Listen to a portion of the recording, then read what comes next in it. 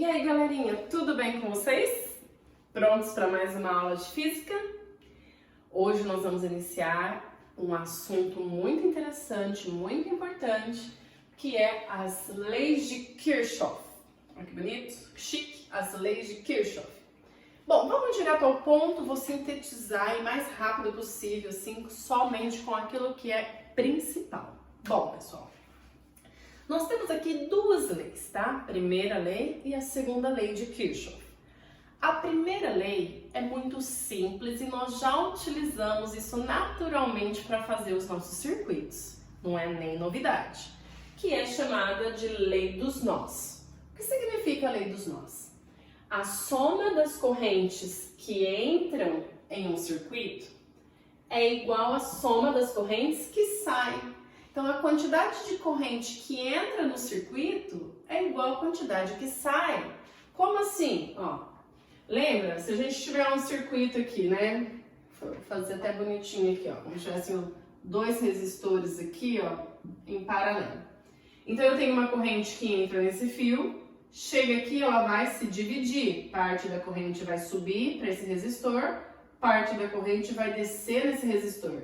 Só que, ó, quando a corrente chega aqui nessa bifurcação, nós falamos que é um nó, por isso a lei dos nós, tá? Então, no nó, a corrente se divide. Só que quando ela chega no outro nó, ela se junta novamente. Então, nós temos que a quantidade da corrente que está entrando no circuito, por mais que ela possa se dividir em partes, no final ela vai se juntar e ser o mesmo valor, tá? Olha aqui um outro exemplo. A corrente está entrando aqui. Aí chega no nó, ela vai se dividir. Então, parte da corrente vai subir, parte da corrente vai descer. Por exemplo, eu vou chamar aqui de I1, aqui de I2. Então, o que significa aqui a lei dos nós? A quantidade de corrente que chega no nó é igual à quantidade de corrente que sai do nó. Ou seja, eu posso até estabelecer uma regrinha aqui, ó, uma relação. Quem é meu I? O I vai ser igual a I1 mais I2. Por quê? Porque ó, a quantidade da corrente que chega é I. É igual à quantidade da corrente que sai. Se eu juntar o I1 mais I2, vai dar o próprio I. Tudo bem? Essa primeira lei é a lei das correntes. A quantidade da corrente que entra no circuito é igual à quantidade das correntes que saem no circuito. Então, muitas vezes a gente estabelece relações. Ah, então, I1 mais I2 vai ser igual ao I. O que entrou era o I, se dividiu I1 e I2, tá? Tudo bem? Não é difícil, isso a gente acaba fazendo naturalmente na hora de resolver os circuitos, tá? Segunda lei, novidade. Cuidado, porque aqui é novidade, a segunda lei. A segunda lei é chamada de lei das malhas. Gente, o que é uma malha, tá? O nó a gente viu, né, que é as bifurcaçõezinhas, o encontro das linhas a gente chama de nós. As malhas são o circuito simples, um circuito simples e fechado. Então aqui eu coloquei um circuito bem simples e fechado, né? Então vamos pensar no sentido da corrente, ela percorre toda essa malha e volta. Então, a lei das malhas, de repente, pessoal, eu posso ter um circuito com várias malhas. Mas na hora de aplicar as leis de Kirchhoff, eu vou pensar nas malhas, a malha da direita, a malha da esquerda. Vou fazer um outro exemplo depois já para explicar isso aí. Então, o que significa a lei das malhas? Né? Cada malha é uma parte do circuito fechado. Tudo isso daqui, esse circuito simples, representa a lei das malhas. E uma vez que eu tenho uma malha, ou seja, uma parte do circuito simples e fechado, nós podemos aplicar a lei de Kirchhoff, que é a soma, esse símbolo aqui de somatório, a soma dos U's é igual a zero. O U é tudo que tem voltagem, volts, gerador, receptor, resistor, força contra-eletromotriz, resistência. Então, se eu somar todos os U's do circuito, eu vou ter que a soma é igual a zero. Por quê? Porque ele pensou no seguinte: um único ponto não dá diferença de potencial, Por quê? Um único ponto não tem diferença de potencial. Para ter diferença, eu preciso de dois pontos, porque lembra que diferença a gente pode pensar como delta, delta U, né? Variação, perfeito. Variação no final menos inicial, né? Então, para ter uma variação de U, um único ponto não me dá essa variação. Se eu tiver o ponto inicial e final igual, fizer o U inicial e o final, final menos inicial, vai dar zero, que é o mesmo ponto. Então, o que Kirchhoff pensou? Se eu começar num ponto, percorrer o circuito e terminar no mesmo ponto, o ponto inicial é igual ao ponto final. Então, a diferença de potencial final menos inicial vai ser zero. Sendo assim, quando eu somar todas as partes de uso do meu circuito, tem que ser nula, tem que dar zero. Ai, como assim? Eu vou pensar. Aqui eu vou colocar, não sei, alguns valores. Aqui eu tenho um símbolo, né? Ó, aqui eu teria 3 resistores, tá? 1, 2, 3. E aqui eu tenho, ó, 2 geradores ou 2 receptores, ou um gerador, um receptor, tá? Aí depende. Bom, vou colocar alguns valores. Vou colocar aqui que seja 20 volts. Esse daqui eu vou colocar que seja 10 volts, tá? Vamos descobrir o que são. Esse resistor aqui eu vou falar que tem 5 ohms.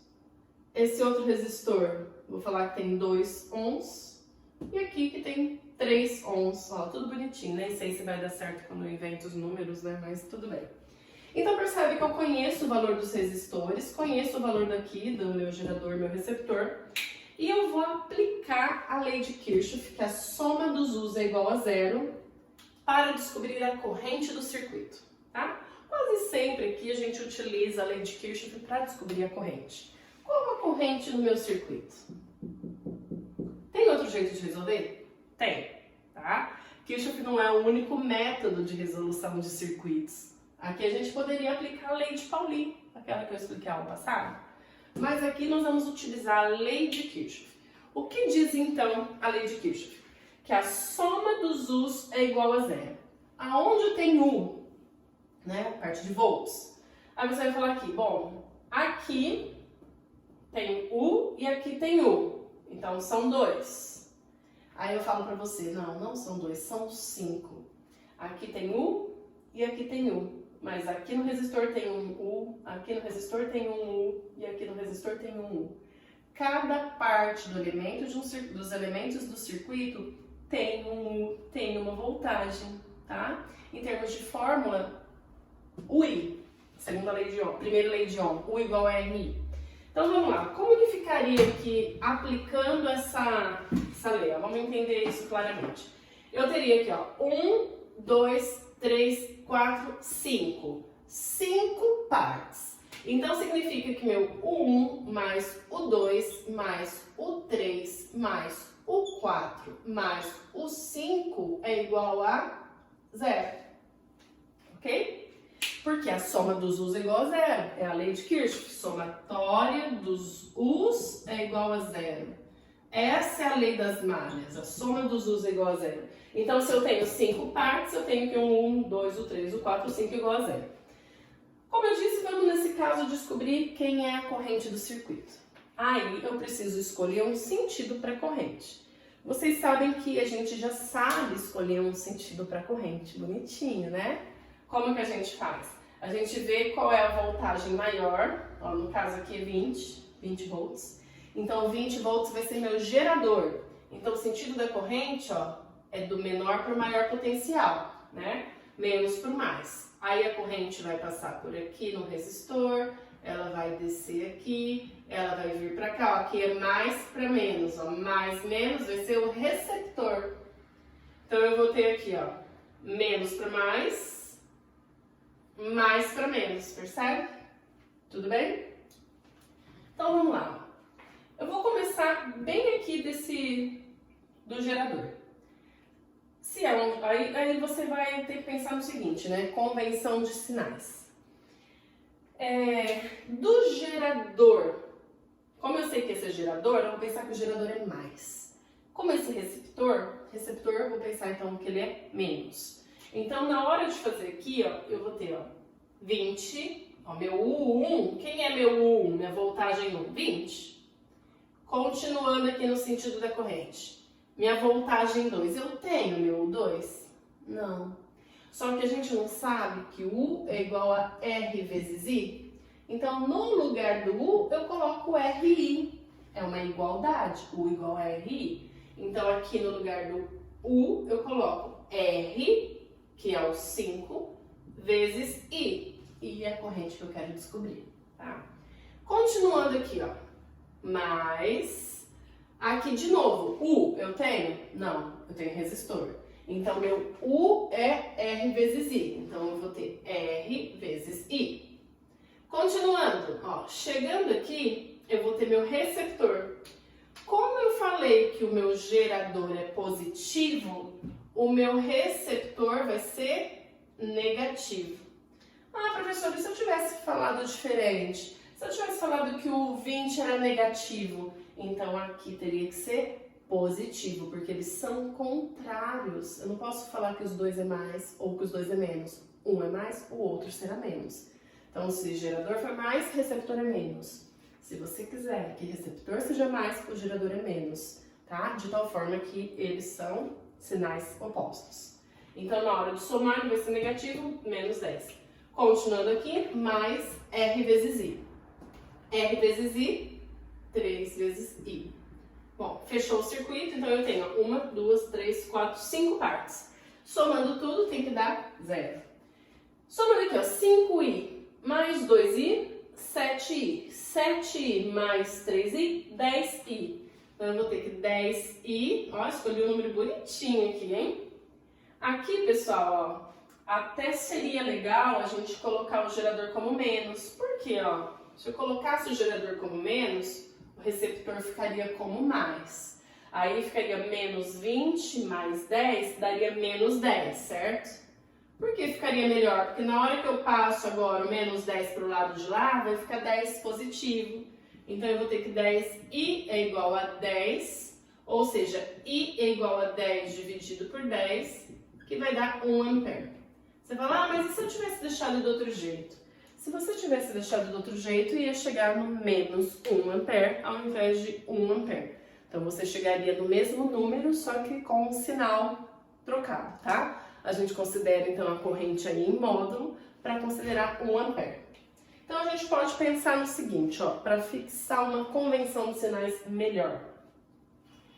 Quando você percorre a malha e primeiro encontra o menor potencial, depois o maior, ó, primeiro você encontra o menos, então põe menos, tá? Vamos fazer assim. Fica mais fácil, porque daí serve para qualquer circuito essa mesma regra.